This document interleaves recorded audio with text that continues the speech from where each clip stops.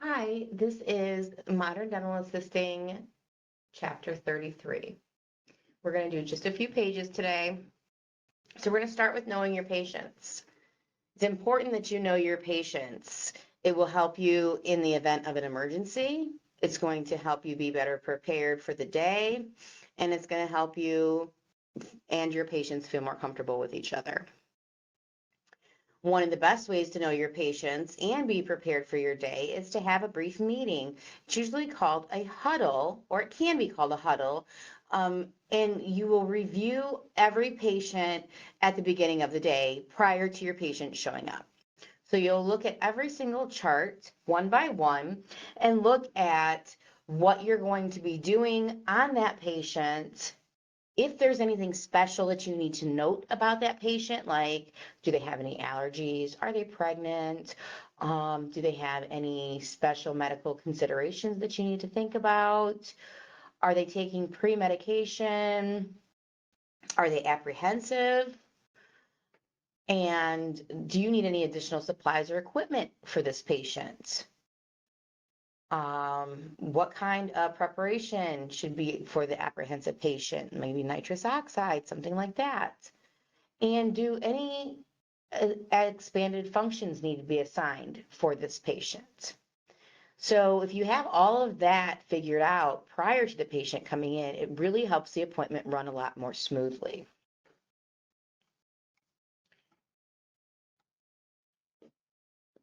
Several sections of the patient's record are reviewed at every single visit. It doesn't matter if the patient came in yesterday, last week, 5 years ago. Every single one of those sections is going to be reviewed. When they first come in, they're going to see the administrative staff, the front desk area. They're going to check for changes with their personal information, their demographics, like their address, their phone number, insurance information, things like that. They're going to have all of that updated prior to the patient coming to the back for their clinical treatment. When they do get into the back in the treatment area, the clinical staff is going to look for health problems that could alter the dental treatment. They're going to look at things like medical alerts. Are they taking new medications? Have their medications changed? Is there something that they need to worry about, like high blood pressure or pregnancy? Review progress notes for the planned treatment for the day. You're going to see, has there been any changes? Did they maybe break a tooth and they're in pain? And maybe you have to treat that instead of what they're there for. So that throws a wrench into things and changes everything for the day. So you have to be considerate of the patient's needs and not just what the schedule says, because, hey, yeah, the patient came in for a crown on number 19 today, but you know what? They broke number 24 and it really hurts. Do you really think they want a crown on number 19 when they broke number 24 off at the gum line and it's killing them? Probably not. So there are things that change and you do have to be ready for those sudden changes. So reviewing these notes with the patient prior to the doctor coming in is going to help you be ready for those changes. When you're preparing the treatment area before the patient comes in, that treatment room has to be cleaned, disinfected, and ready for each patient. In that treatment room, you're going to want to have out the patient records. With those records, not only the written or typed records, but their radiographs. The most recent x-rays need to be up and ready for the doctor to review.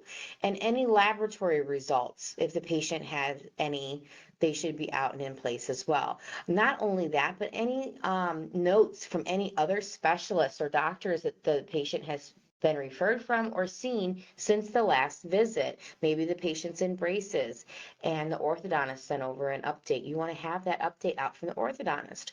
Or the patient went to the endodontist for a root canal. You're going to want to have those x-rays from the endodontist out and the report from the endodontist. A sterile preset tray and other supplies in place. Now, the only thing on that tray that's going to be sterile are the instruments inside of the sterile pack. Nothing else in dental really is sterile per se, because dental is not a sterile field. The mouth is a very dirty place. But once you open those instruments, they're no longer sterile, which is why we keep them closed and we open them when the patient is in the chair. Any other supplies that you need. You know, if you're going to take an impression, you need alginate. If you're going to be cementing a temporary, you need temp bond. If you're going to be cementing a permanent ground, you need the type of the cement that the doctor's going to be using. If you're going to be taking x-rays, you need to have your film out or your digital nomad or what other x-ray unit you're using. The dental chair needs to be positioned to seat the patient. Now, think about it. When you're seating your patient, when you go and you greet and escort your patient to the back, you need to identify the patient by his or her name. Hi, Mr. Smith. Hi, Mrs. Smith. My name is Rosella. And then identify the treatment room by number, color, or location. We're going to be going back to the lilac room today. It's the second room on your right, so that they know where they're going. Ask them if they would like to rinse their mouth with mouthwash before sitting down and offer to store any personal items for them. You know, I noticed it's raining out and you brought your umbrella in. Can I take that and hang it for you? It's important to establish rapport with your patients and make them feel welcome and at ease.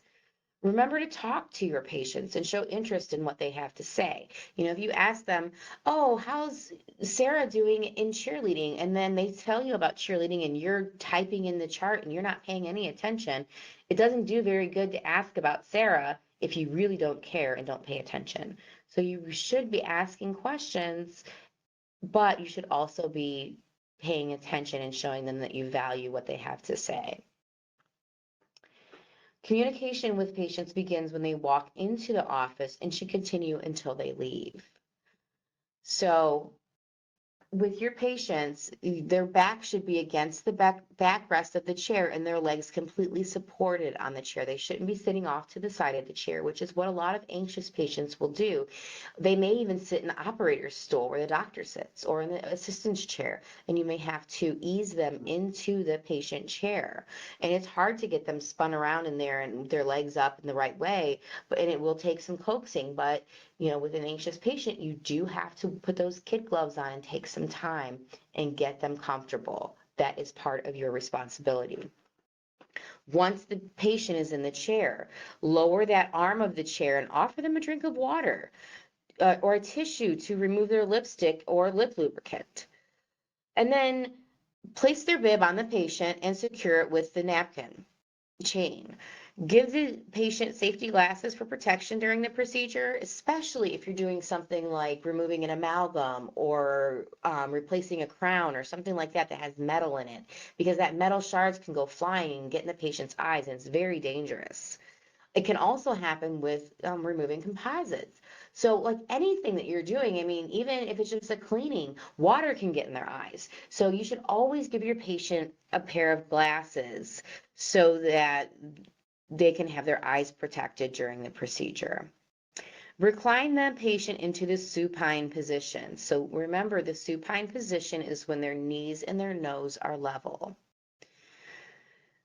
Position the dental light for maximum illumination in the area where the dental procedure is being performed. So remember, there are two different places the light can be. One is more for a maxillary position and one is more for a mandibular position. So your instructor will show you those positionings with the light. After the light's on, slowly raise it to the arch where it's being treated. So when they show you that for the mandibular teeth, the light is raised and the beam is directed downward. So the light is raised up, the beam is directed downward. For the maxillary teeth, the light is lowered and the beam is directed upward. So it's kind of lowered back and that beam is directed upward. So just keep all of those things in mind, please, when you are greeting and seating your patient. With team dentistry, it's also known as four-handed dentistry.